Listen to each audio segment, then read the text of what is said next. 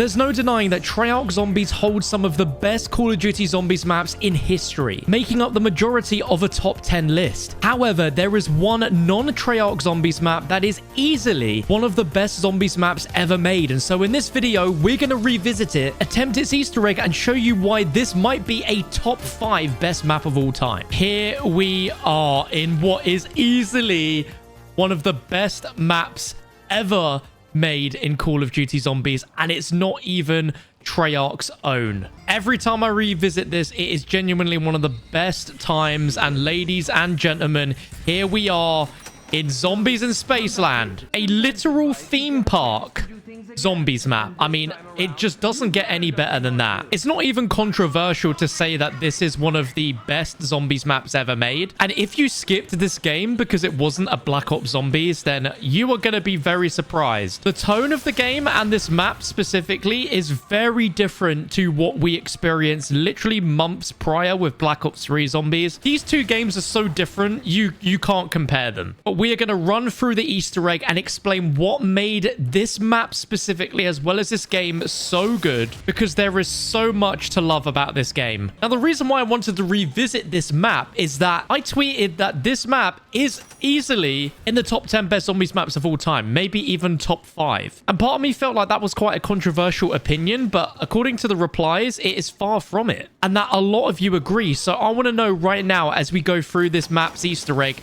in the comments, have you played this? What are your thoughts on it? And is this a top 5, if not top 10 Zombies map? Now, because I grinded this game so much back in the day, we have one of the best super Easter egg bonuses that we've ever seen on any game. So the reason why I have all perks as well as 25,000 points upon spawn is because of Director's Cut, an incredible benefit that you get for beating all the Easter eggs in this game. And I think at a bare minimum, that is something that we could expect Treyarch to deliver one day. This is the gold standard of super Easter eggs. The first port of call is we need to get, there we go, we need to get ourselves a wonder weapon. Although this isn't the best one, so I might see if I can try and get something a little bit different.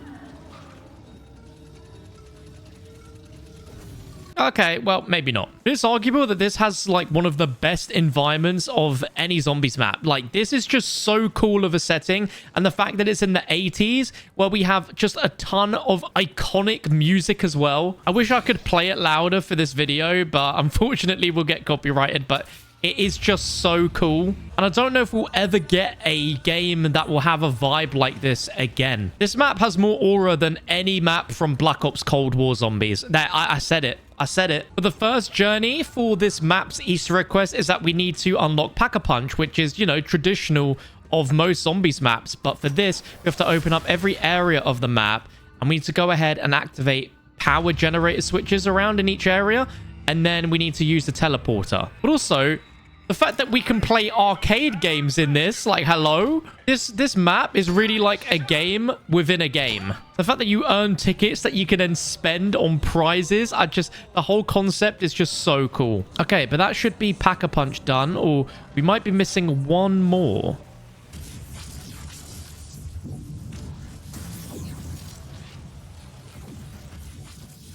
Okay, yeah, we were. Okay, that is done. And also, oh my God, we've got one of the perk jingles playing through the park speakers, and I would argue that the perk jingles in this game are maybe better than Treyarch's. They are so dang good. But the next part of the Easter egg is we need to find 3 parts. So we have, okay, we've got 2. We need to find one more, the battery. But my gosh, the jingles are so catchy in this game. Once we get that last battery, I'm going to go ahead and upgrade the starting pistol, because these are pretty much just as iconic as the Mustang and Sally. Obviously not quite, but still very, very good. Okay, and our last part we're missing was a boombox. Okay, all parts acquired. We now need to go to the next round. And yeah, I mean, just look, we got an explosive pistol. We can we get this dual wield? I'm not quite sure, but these are still the best weapons in the game to use the starting pistol. Okay, but we need to progress to the next round now. And this UFO should start glowing all sorts of different colors, which means that the alien boss fight is here. And there we go. There we go. It's flashing. There we go. So we know that we're on to the next step. Oh, and there we go. It's also playing out a tune.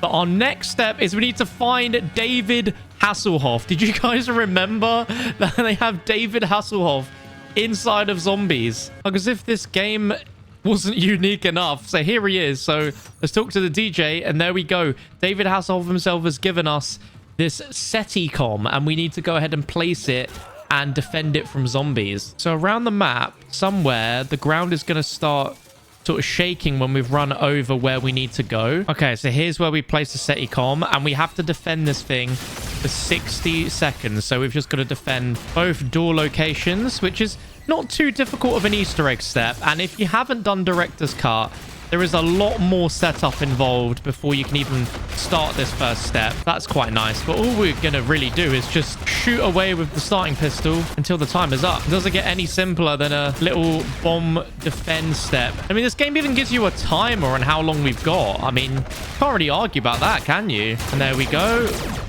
That is done. We get max ammo, and now we can pick that up, and now we've got to go to the next round. I wouldn't say that was hard, but my god, there was quite a few zombies there. What was really good about this map, and really this game, is quite a lot of the maps had multiple wonder weapons that were super unique. So we've got 4 sort of like toy pistols for this map, and this one is definitely not the best. Like, I prefer the Discord or the Shredder, which I'm going to try and get at some point. But this one, the Guillotine, if I shoot a zombie, you'll see that his head explodes with like fireworks, and then it just moves over to other zombies. So it's really, really effective. Now we're on to the next round. We've got to look for our second SETI-COM defense step, and this time it's going to be for 90 seconds. Okay, second SETI-COM here, and it's in this fountain area, and I remember this being pretty hardcore. We've got a lot of zombies spawning in a lot of locations, and only a certain amount of ammo. So part of me's thinking, damn, should I have saved my points to double pack-a-punch this? Because I definitely have more ammo, and I think it'd be dual-wield as well. Oh, look at it. It's at half health, and we've still got a good amount of time left on it. Gonna have to spam away with these pistols, which actually should be okay. If it can take out multiple zombies, this might have been the better play. Okay, 5 seconds remaining. Yeah, wonder weapon is just... it's so good. I don't know why I wasn't using it before. But there we go. That's our second one done. So now we're just going to progress to the next round, and then we've got one more. Now, when looking at this game, some would say we are looking at it through, you know, rose-tinted glasses, nostalgia goggles, if you will. Not every map in this game was great, and without question, this is the strongest map in the game. Like, there's no denying it. There's quite a lot of duds in this game, but for me, this map and then Shaolin Shuffle is the highlights of this game. Raven the Redwoods isn't bad by any means. It's not bad, but then Attack of the Radioactive thing is just not my cup of tea. I mean, of course I'd say that, I'm British, but that Easter egg is so complicated. If you guys have no idea, the third DLC of this game, wow, the Easter egg is like more complicated than any Black Ops Zombies Easter egg, which is a feat in itself. For sure. And then Beast from Beyond has like a extinction element to it, bringing back the alien cryptids from Ghosts. But I think the only good thing about that map was the super Easter egg boss fight, Mephistopheles, which is just insane. Okay, we've got our final one here. And this is a whole 2 minutes. So we've got this to worry about and this side. But I think with the wonder weapon, we should be okay. I think that was also unique about this game is that we have, instead of Gobblegums, it's called Fate and Fortune cards. So the Fate cards are the ones which you don't have to spend any real money on. Then there are Fortune cards, which you do, of course, totally optional, that are quite a bit different to Gobblegums. Like, I have a ton on, and I think the set I have on was actually when I last played Beast from Beyond. But I'm actually not sure what these cards do, but definitely would be useful to use. Like, twice the pain, I think, will make us do double headshot damage for a little bit. It's just interesting to see the different takes on, like, consumable items in zombies over the years. Also, yeah, this wonder weapon is just doing bits. Like, only 2 zombies have touched this so far. We are cooking. And the area of effect, where if one zombie gets affected by it, it affects a ton near it, is so good. Oh, no ammo. Oh, no. 10 seconds left. What am I going to do?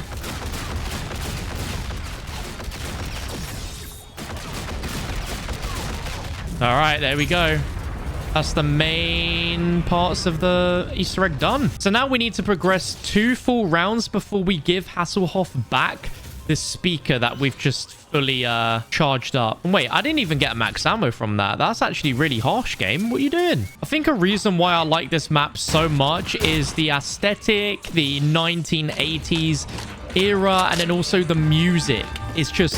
It is just an element of the map that just makes it feel so alive. When I was a teenager, and I feel so old saying that now, my favorite games were like music rhythm games like Guitar Hero and Rock Band, and the devs behind Guitar Hero moved to Infinity Ward to make this game and make these maps, which explains why the music and just everything's so good. But this special round is frightening because this arrived at a time where clowns were going viral, just scaring people. Then we had like it as well. So how Infinity Ward knew ahead of time to make the special round these clowns, which are just horrifying. Like, they laugh at you, they run super speed as well. Like, it's, yeah, these are up there with Shattered Veils as the scariest special rounds for sure. Okay, but it's been 2 rounds. Let's see if we can find Hasselhoff and see if he will give us a new item in return, which should be speakers. So here we go. Hello, Mr. Hasselhoff. There we go. We've got the speakers. He's dancing and boogieing away. I can't believe we're already going to be entering the boss fight phase now. The Easter egg is really that simple. We need to go ahead and place the speakers down in 4 spots around the Pack-a-Punch. And then we're going to have to remember a code.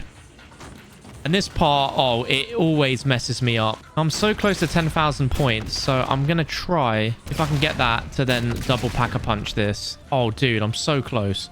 Please. I just need points. Just give me just something. Literally need 10 points. 10 points, game. 1 more zombie. All right, there we go. I don't even know if this is even necessary now, but I'm going to do it anyway, just because I miss how good these were in the game. Okay, here we go. Fire and brimstone. There we go. That's what I remember. Okay, so I need to activate one of the speakers and then remember the colors. Okay, so we got red, blue, green, yellow. Red, blue, green, yellow. Red, blue, green, yellow. Oh, God. We got green, green, blue, red. All right, I already know I failed this. Green, green, blue, red. So I think it's... No, that's yellow. Oh, I've already messed this up. I did not look properly at all. So we failed this already. We've got to wait for this to reset. And it's going to spawn in a brute because we got it wrong. Here he is. Mr. Brutey. Okay, so I need to remember this again. So it's red, yellow, blue, green. Okay, red, yellow, blue, green. Red, yellow, blue, green. Okay, so we have yellow, green, blue, red. Yellow, green, blue, red. But yellow.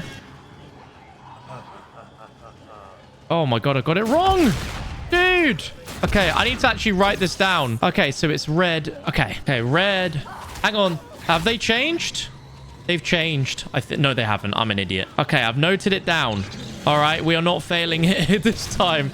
But these brutes, man, they actually pack a bit of a punch, you know. So they fire a laser at you. Oh, what? How did I go down, brother? Here's another unique function of this game is a self-revive token where you have to, typically in co-op, you have to play arcade games to earn your life back. That in itself is quite crazy. And then when you come back, obviously I've got all perks back. You can retrieve your weapons at the lost and found. So there we go. We've got our... Oh, I don't have my wonder weapon. I lost it. This is impossible to beat now. Oh, no, no, no. I'm going to actually have to reset. I physically can't beat this boss fight now. Oh, no. Okay, we're finally back. Let's give this another go. So we have yellow. Write that down. Blue. Green. Okay. We have our order, boys. This actually is going round in order. So we have yellow. Blue, green, red. There we go. First one down. All right. What's our next code? Once we've done that once, we need to repeat this like 2 more times and then we're good.